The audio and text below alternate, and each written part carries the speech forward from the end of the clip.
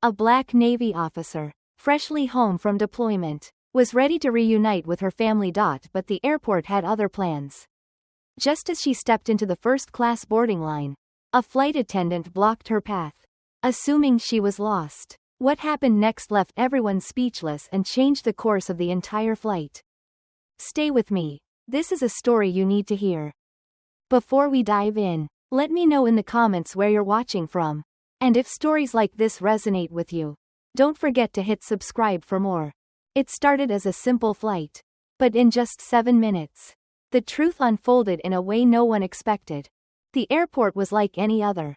Bright, sterile, and filled with the quiet hum of people going places they thought mattered. Lieutenant Commander Naomi Williams stepped into that space as if she had done so 1,000 times before, because she had. But habit doesn't erase the weight you carry. And Naomi carried hers with the ease of someone used to the burden. She wore her uniform, not because she wanted to be seen, but because she was too tired to change. The dark navy fabric hung sharp against her frame, gold stripes running up the sleeves like faint reminders of the battles she had fought. Battles no one on this flight would know, and few would ask about. Her phone buzzer. Upgrade. First class. A simple notification. A small token of the countless hours she had spent at sea. Naomi's lips tightened. Not in pride, but in acknowledgement. It was strange how small victories came wrapped in something that felt like guilt. She slung her bag over her shoulder and walked toward the gate. The whispers began before she even reached the line.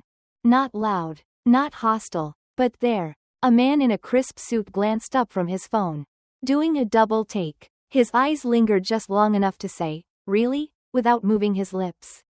Naomi knew the language well.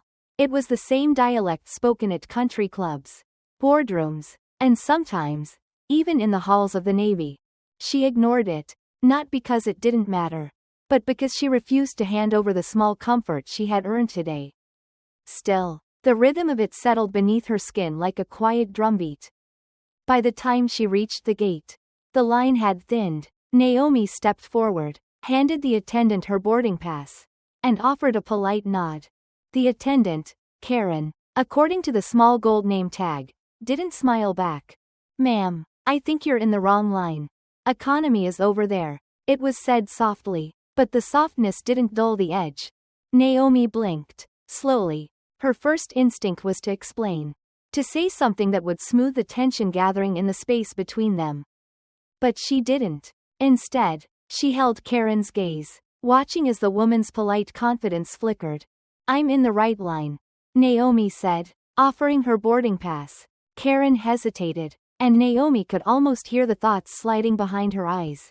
Maybe it's a mistake. Maybe someone switched tickets. The pass was scanned. The machine beeped green. Karen's lips pressed into a thin line. But she said nothing as Naomi walked forward. The first gate had been crossed. But Naomi knew the hardest part of the journey was never the first step. It was the distance between the seat you paid for and the moment you sat down. Naomi Williams moved through the narrow aisle with the quiet grace of someone used to making herself small in spaces that weren't built for her. Her uniform, though crisp, felt heavier than usual. As if the weight of every glance she collected along the way had stitched itself into the seams. She could feel it before she saw it. Row after row of eyes lifted, then dropped, quick enough to pretend disinterest, but not before registering surprise. Some passengers greeted her with polite, thin smiles. The kind that often accompanied uncertainty.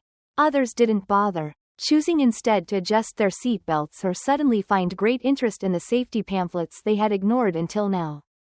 Naomi kept walking. She had learned long ago that first class wasn't about comfort. It was about proving, silently, that you belong there. But proof has its limits. And not everyone believes in what they see. She found her seat, 3A, by the window. She tucked her carry-on into the overhead bin. Her movements precise, practiced. But just as she reached for her seatbelt, the attendant appeared. Karen, again. The flight attendant's presence loomed like a quiet storm gathering strength just over the horizon. "Ma'am," Karen began, her voice bending under the weight of false politeness. "I think there may have been a mistake with your seat assignment." Naomi didn't look up immediately. She fastened her seatbelt first, pulling the strap with slow deliberation, allowing the faint click to settle in the space between them. Only then did she meet Karen's gaze. "There's no mistake," Naomi replied. Her voice was calm, but the air shifted. 3A, that's my seat. Karen's eyes flickered toward Naomi's uniform, pausing on the gold stripes at her sleeve. Naomi had seen that look before. The flicker of realization that this was no ordinary passenger. But instead of retreating, Karen pressed on. "It's just, we've had some issues with ticketing," Karen continued. Her words stumbled as if searching for solid ground. "I think it might be best if we..." "Best for who?" Naomi interrupted, her tone sharpening. The question hung there, as solid and immovable as the seat Naomi sat in. Karen opened her mouth to speak but hesitated, glancing toward the front of the cabin. Passengers had noticed now. A man across the aisle pretended to scroll through his phone, but his eyes flickered up with quiet interest. An older woman, seated behind Naomi, leaned forward slightly, her pearls clicking softly as she turned her head. Naomi could feel their collective curiosity. But curiosity was a luxury she couldn't afford. She had long accepted that her presence in spaces like this was always a performance to those watching. A performance they judged without asking for the script. Karen's silence stretched too long. Naomi decided to let it. The tension belonged to her now. And she let it sit heavy between them until Karen, unable to bear the weight, finally nodded. "Of course," Karen murmured, stepping back with a tight-lipped smile that didn't reach her eyes.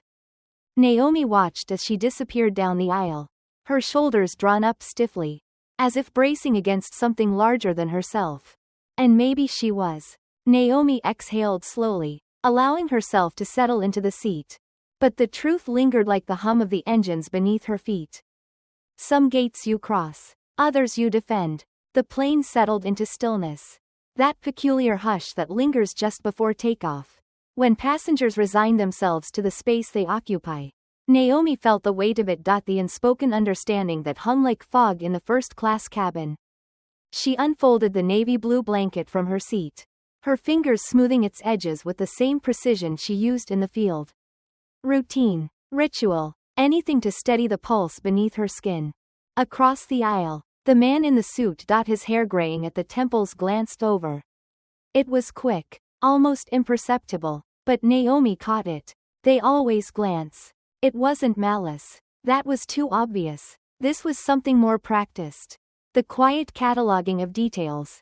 A mental arithmetic that ended in the same silent question. "How did you get here?" Naomi returned the glance, letting her eyes rest on his long enough to let him know she saw him. The man shifted, feigning distraction as he adjusted his watch. That was the thing about these spaces. It wasn't the outright confrontations. The Karens of the world, Naomi had grown used to them. It was the subtleties that crept beneath the skin. The small fractures in politeness that betrayed something deeper.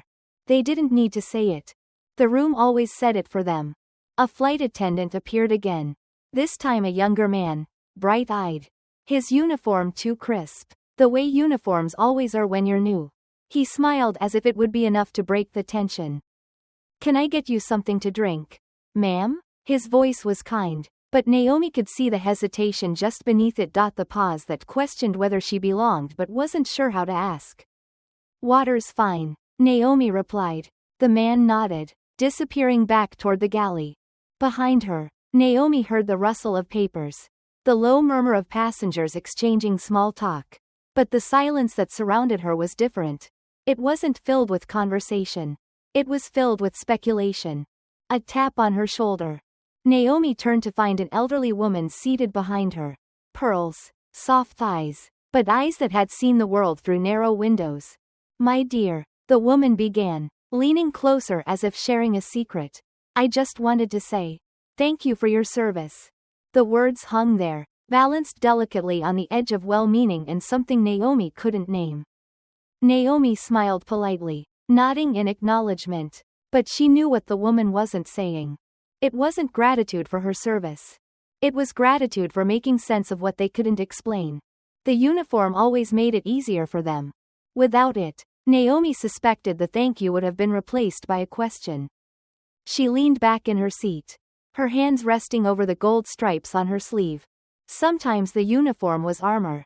Other times, it was camouflage. The plane shuddered, engines roaring to life as they rolled toward the runway. Naomi's gaze drifted toward the window, watching the tarmac blur beneath them. At that moment, she thought of her father. He had once told her, "The world will respect the title before it respects the person wearing it." Don't forget that. Naomi hadn't forgotten. But today, she wished the world could meet her as she was. Not as the uniform allowed them to see her. For now, the uniform would have to be enough. The plane had been in the air for less than 20 minutes when Naomi felt it. The shift. It wasn't the altitude or the hum of the engines. No, this was something else. Something quieter but no less real. The air in first class carried weight. As if it had thickened with the kind of tension that people pretend not to notice. Naomi wasn't pretending. She saw it in the way the man across the aisle kept glancing at her. His eyes flickering just long enough to register surprise. Then flicking away as if he'd been caught reading something private. She saw it in the way the elderly woman behind her, Pearl's soft eyes, kept leaning forward, almost waiting for Naomi to confirm the story she had already begun writing in her mind. Naomi folded her hands in her lap. She knew this script. It was as old as the land beneath the clouds. A quiet, persistent question lingered in the air, though no one dared to speak it aloud. How far up can she really go? Naomi traced the gold stripes on her sleeve with her thumb, as if grounding herself in something tangible. The stripes meant something. At least, they were supposed to. They marked years of service, sacrifice, and discipline. But today, they felt like little more than decoration. She had spent her life climbing, not just through the ranks of the Navy, but through the airless rooms of board meetings and dinner parties. Rooms where her presence was tolerated but never expected. And here she was again, thousands of feet above the earth, still climbing. A soft ding broke the quiet, and the flight attendant reappeared. Not Karen this time, a different one, Laura. Her name tag read. Laura's smile was polite, professional, but Naomi caught the hesitation behind it. "Ma'am, I just wanted to double-check," Laura began, her eyes darting briefly to Naomi's uniform. "Can I see your boarding pass one more time?" There it was. Naomi's fingers tightened around the armrest for just a moment. She didn't sigh, didn't frown. Instead, she reached into her jacket pocket, pulled out the slip of paper, and held it out with the same calm she'd used under fire. Laura took it with both hands, scanning it as if waiting for some hidden error to reveal itself. The man across the aisle had paused his scrolling. The elderly woman adjusted her pearls. Naomi could feel them watching, waiting. Laura's eyes flicked to the seat number, the name, and then back to Naomi. "Oh," Laura said softly, handing it back. "Thank you, Lieutenant Commander." Her voice caught on the title, like it didn't quite fit inside her mouth. Naomi nodded but said nothing as Laura hurried down the aisle. The businessman coughed and shifted in his seat. The elderly woman offered a polite smile, but Naomi saw the flicker of something behind it, relief. Perhaps, because now, they knew, the uniform wasn't enough on its own. It had to be confirmed. Stamped. Verified. Naomi tucked the boarding pass back into her pocket. She stared out the window, the sky stretching endlessly ahead of them. Her father's voice echoed in her head once more. The title before the person. Naomi wondered how many more titles it would take. How many more gold stripes. How many more times she would need to hold her ground. Not in defense of her abilities, but in defense of her right to simply exist in spaces that others glided into without thought. She wasn't angry. Not today. Today, Naomi was tired. Because the truth of the matter was this. The higher you climbed, the thinner the air became. And yet, she kept climbing. Naomi closed her eyes, hoping the soft hum of the engines might lull her into something close to rest. But sleep was an indulgence for the unwatched. She wasn't unwatched. The air had settled into an uncomfortable quiet. The kind that people pretend isn't there but adjust their posture to accommodate. It was the businessman's third glance now. He wasn't even subtle anymore. Naomi didn't flinch. She had grown up under the gaze of men like him. Men who considered their curiosity harmless, their questions polite. She had long understood that there were two kinds of Americans: those who moved through the world without friction, and those who carried their history on their back like luggage no one wanted to help with. Naomi wasn't naive. She had stepped into first class knowing the rules were different up here. But some rules aren't written in the safety pamphlet tucked into the seat pocket. They're written in the spaces between people. She opened her eyes just in time to see the man gathering the nerve to speak. "Excuse me," he began, his voice carrying the forced casualness of someone testing the water with one foot. "I couldn't help but notice your uniform. Navy, right?" Naomi nodded. "What rank?" he pressed, eyes narrowing slightly. "Lieutenant Commander," Naomi replied, her tone polite but clipped. A pause. A flicker of disbelief crossed his face. Like she'd said something that didn't quite add up. "I thought officers didn't usually sit with us civilians," he said, half laughing as if he expected her to laugh along. Naomi's lips curved, but there was no humor in it. "I guess I missed that memo," she replied. The man chuckled lightly, but Naomi heard the tension beneath it. The weight of a conversation he wasn't prepared to have. He could have left it there. But he didn't. "It's impressive," he added, gesturing vaguely toward her uniform. "I just don't see." "Well, you don't see too many women in your position. Not to mention," the sentence dangled. "Not to mention what?" she thought. "Not to mention the color of my skin? Not to mention the texture of my hair? Or the history stitched into the seams of this country?" Naomi let him hang there, marinating in the unfinished thought he was too polite to complete. But silence has a way of loosening the tongue. "You must have worked twice as hard," he continued, his voice softening as if this were a compliment. There it was. Naomi turned to face him fully now, her gaze steady but not unkind. "I worked just as hard as anyone else who wanted to be here," she said. "But maybe I had to explain it more often." His eyes flickered downward, searching for the comfort of his watch or the familiar weight of his phone. Anything but the moment he'd walked into. Naomi didn't let him escape so easily. "I know you meant well," she said after a moment, her voice easing the tension just enough for him to breathe again. "But that's the thing about meaning well. It doesn't always land the way you think it will." The man nodded, swallowing the rest of his curiosity. The aisle narrowed as the flight attendant returned with drinks. Naomi accepted her water and leaned back in her seat, feeling the subtle shift that followed her words. The businessman didn't look at her again for the remainder of the flight. And that was fine, because Naomi hadn't said those words for him alone. She had said them to the young flight attendant who overheard them. For the elderly woman who clutched her pearls but softened as the exchange unfolded. She had said them for every person who had ever felt the weight of almost belonging. The higher the plane climbed, the more Naomi realized that altitude didn't free you from the ground you carried inside. And sometimes, you needed to remind others of the ground they stood on too. Naomi watched the clouds roll past her window. Soft as cotton but distant. Unreachable. The seatbelt sign flickered off. And the cabin relaxed. A flight attendant walked briskly down the aisle, her heels tapping softly against the carpet. Naomi noticed how the rhythm of her steps slowed as she neared her row. As if proximity alone required more caution. The businessman across the aisle buried himself in his tablet. But Naomi could feel the echoes of their earlier exchange lingering in the space between them. Conversations like that had a way of overstaying their welcome. Her eyes wandered to the front of the cabin, where Karen, the attendant from earlier, stood chatting quietly with another passenger.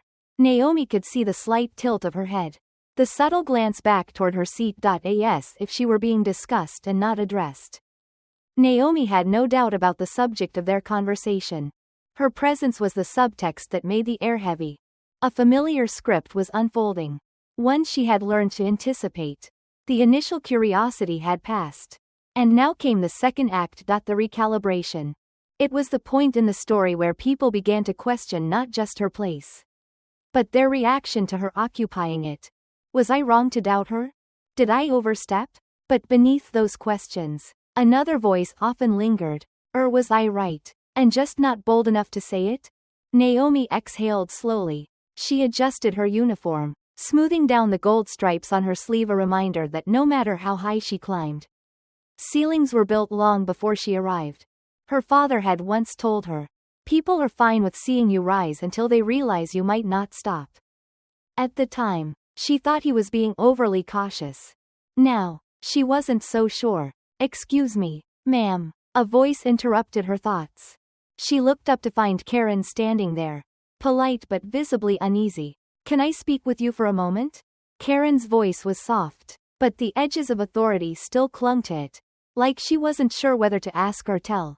Naomi didn't move. "We're already speaking," Naomi replied, folding her hands over her lap.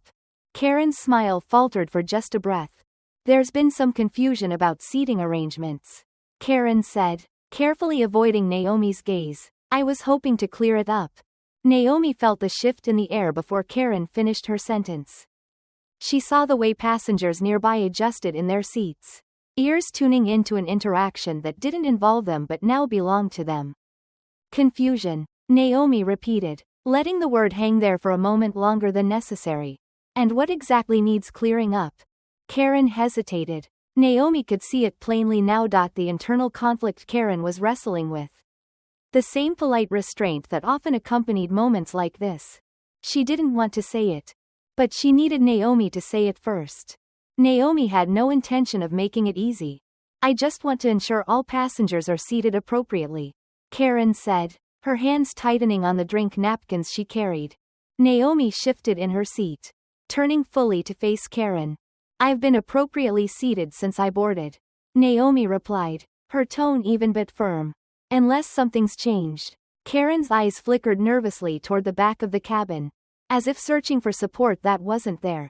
"No," Karen said quickly. "Nothing's changed." Naomi held her gaze for another second before nodding.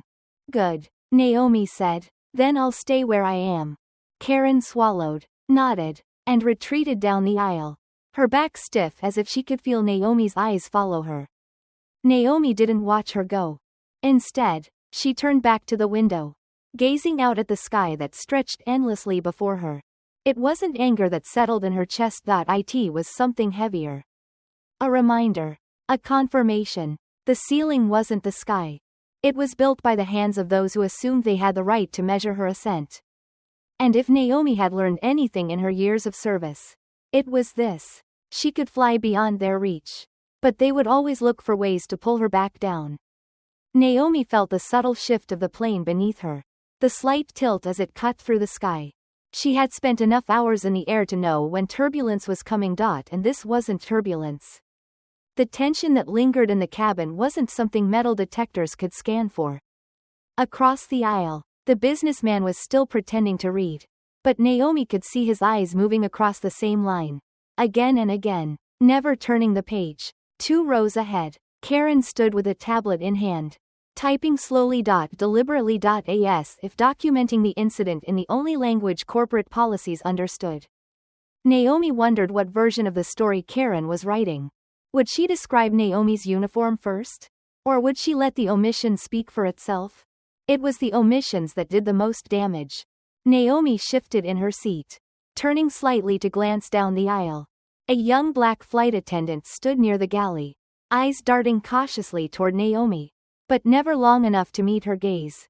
Naomi recognized the expression. The hesitation, the silent plea to not get involved. It was the same look Naomi had worn 100 times before.